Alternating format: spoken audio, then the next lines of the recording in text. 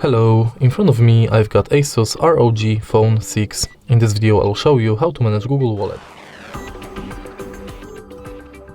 In the beginning, let's enter Wallet. Tap Explore Wallet.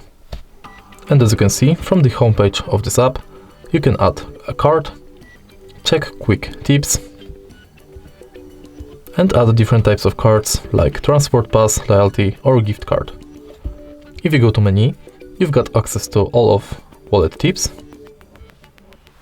contactless setup where you can turn on NFC, set up payment card, check if Google Pay is set as your default, if you've got a lock screen set, and if your phone meets security requirements. Now, next, you can check full list of participating banks, password manager, and your data in wallet, where you can manage payments data and manage passes data. In wallet settings, you can manage payments profile, add passes from Gmail, enable or disable review purchases, updates about your passes, and updates from wallet and Google Pay. In the end, we've got help and feedback and access to our Google account. And that's it. If you find this video helpful, please leave a like, comment and subscribe.